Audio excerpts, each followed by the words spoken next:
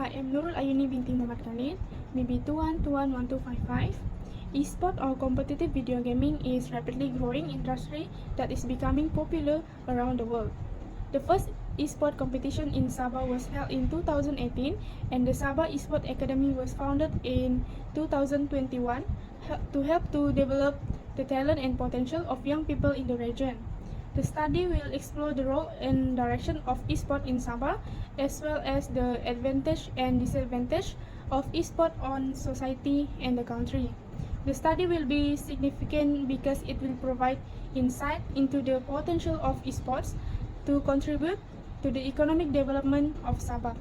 The problem statement in the study include the unclear understanding of esport roles in Sabah, the lack of direction for national esport, and the need to understand the advantage and disadvantage of esport for youth development. The research question revolved around exploring the roles of esports, understanding the direction of national esport in Sabah, and investigating the impact of esport on youth development. For the research objective include studying the role of esport, determining the direction of national esport in Sabah, and last, investigating the advantage and disadvantage of esport for youth development. So, the scope of the study encompasses various aspects such as the current esport scene in Sabah, economic implication, infrastructure, community involvement, challenge, and prospect for future development. And lastly, the study lies in revealing the role and direction of esport in Sabah, creating awareness about its importance, and providing a new approach for improvement. Hello, my name is Nurul Binti Jamil, BB 21110737. Chapter 2, Literature Review. Introduction. In this section, a literature review is a detailed evaluation of past research on an issue. The research topic for our group is the role and direction of esport in Sabah. Theoretical review. The study by Daniel Ken and Brandon found that there is widespread theory that video games are exclusive for males. In the United States, 48% of women play video games according to a Pew Research Center research study. It also showed that women over the age of 18 make up a higher portion of the gaming community than do men under the age of 18. Next, empirical review. The term esport refers to the video game competition with team or shared players that are supported by commercial organizations. As ecosystem of player, customer, organization, and stakeholder play a role in the sport market. The development of esport become difficult from a business perspective. Games that are available for free to play are the most popular in esport competition. Next, for summary, this chapter provides more thorough information that aids research in identifying the meaning of esport, including how playing esport affect women emotionally and physically, as well as how sexual harassment can hurt female athletes in sport like traditional sport. First, introduction. In this chapter, it will consist 4 items, which is first, research design, next, conceptual framework, third one is data collection, and finally, research hypothesis. Research design. The literature review does not explicitly describe a specific research design or methodology.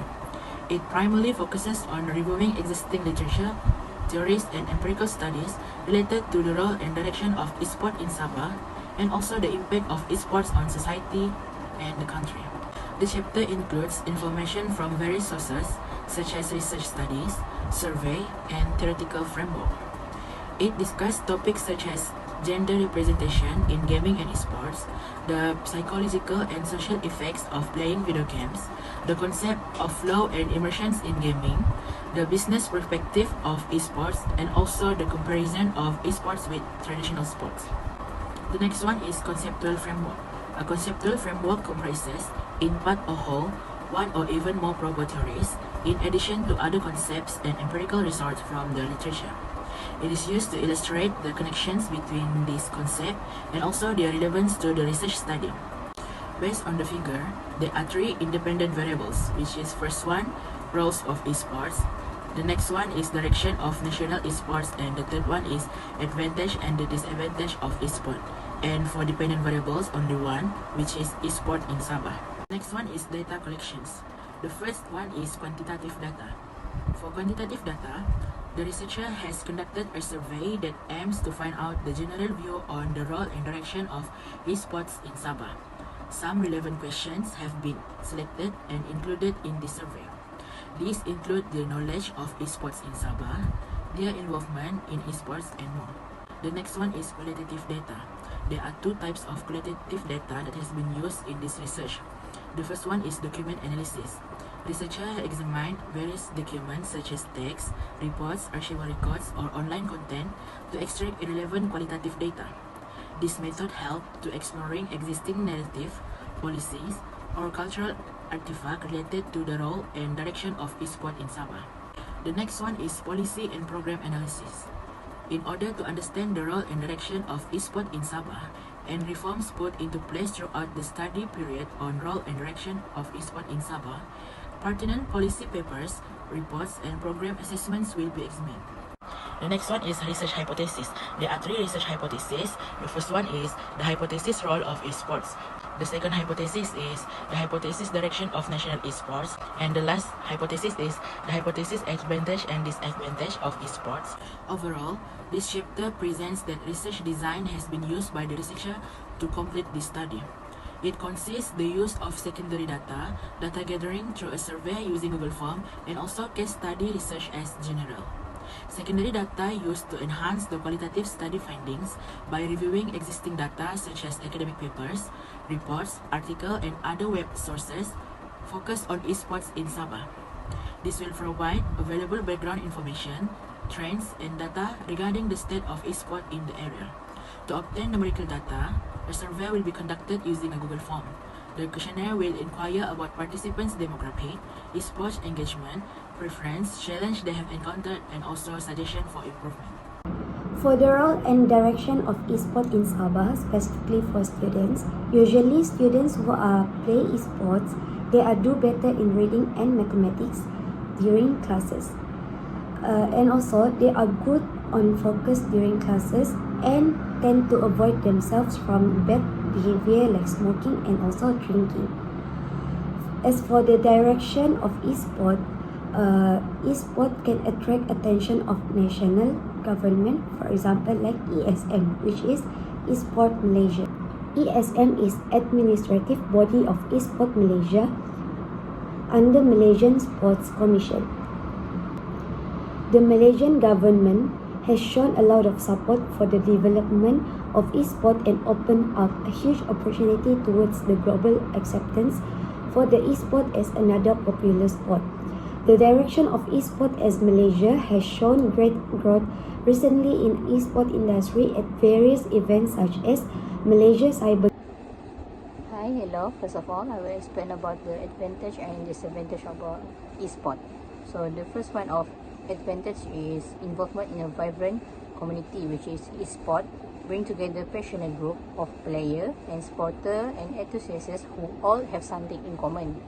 So this group are great place to meet new people and develop meaningful relationship. The tournaments and competition in the realm of electronic sport also provide opportunity for followers to congregate, cheer on their favorite team, and celebrate their common interests. Next is profession in esport are very variable, which is there's a lot of profession you can have under esport. For example, prize money, corporate sponsorship, live stream, and original content development and celebrity endorsement are all viable revenue stream for professional games. Coach, team manager, event organizer, commentator, analysis, and marketer are just some of the positions that can be found in the esport sector. Now I will explain about disadvantage about esport. There's a lot of advantage. I explained some of it. So now is disadvantage, which is as we know, it can cause addiction. We know game make people addiction when it has a vibe on us. So esport can be addicting, resulting in excessive play and disregard for other duty. Addiction manifests itself as content thinking about video game and feeling unpleasant when unable to play. So not only that, it may also danger one's physical health, which is Extended duration of gaming might result in sedentary lifestyle, obesity, and joint discomfort.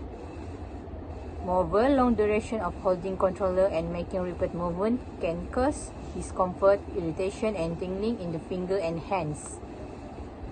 And for sure, it's make sleep troubles, visual problem, and overuse elements such as carpal tunnel syndrome might also arise.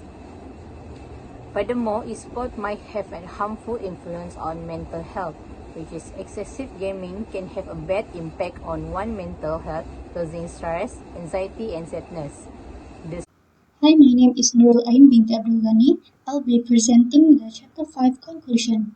The growth of electronic sports in the nation should not be underestimated, since it has great commercial value and has the potential to generate the economy of young people in the country.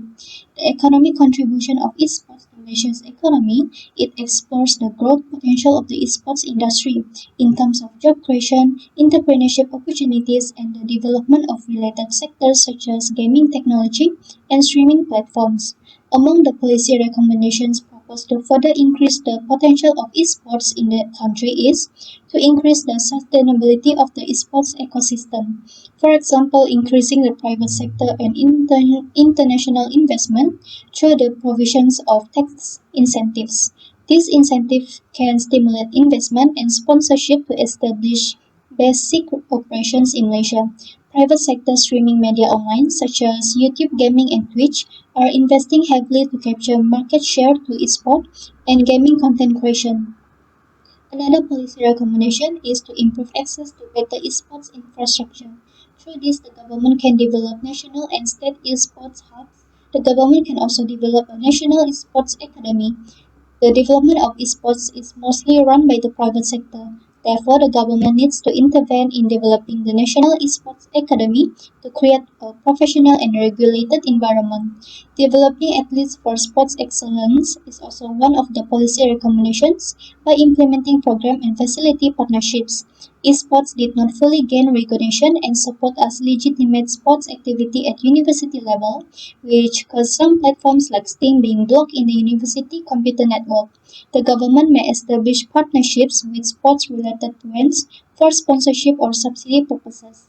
This is because esports requires advanced PCs and also high-speed broadband internet. Therefore, the hardware brand for esports should be developed for the convenience of esports players. That's all from our group. Thank you.